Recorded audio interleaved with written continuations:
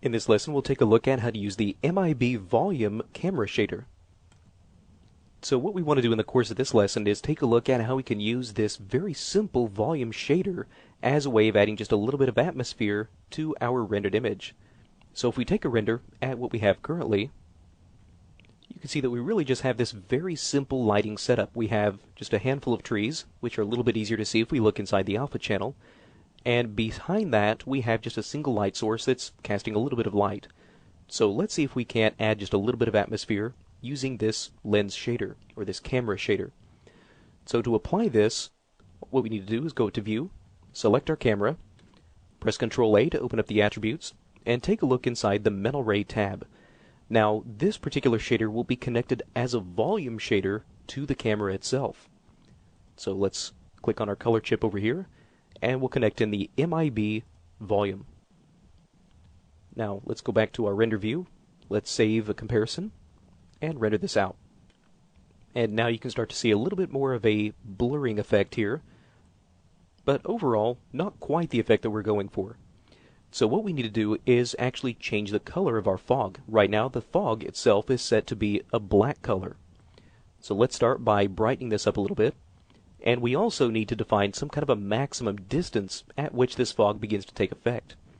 Now, in order to base this on something in your scene, what we can do as a really quick and easy way of capturing the distance from this object to the camera is to go to Display, go to the Heads-Up display, and click on Object Details. Now what this will do is pull open some information in the upper corner of your viewport, and any object that we select, we can get its distance from the camera.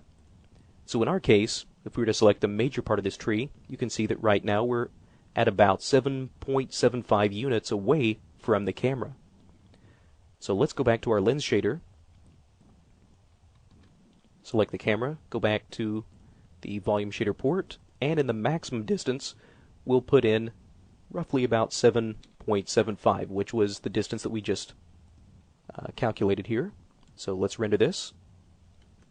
And now you can start to see how the fog will start to take effect after about 7.75 units away from the camera, which happens to match the distance of the trees. So if we wanted to push this fog back a little bit further so that we can start to see a little bit more of our scene, we can begin to increase this max distance. So if we were to increase this to a value of about 10, you can see that now reveals a little bit more of our scene. And overall, our render times are still very, very fast. We've gone from about a 9-second render to begin with to now only about a 6-second render.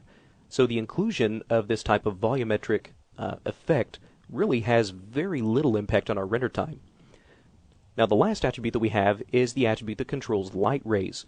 So if we're utilizing light rays in any of our lights, we can have them be affected by this volumetric fog as well. In our case, since we don't have any light rays, this really will have no effect whatsoever.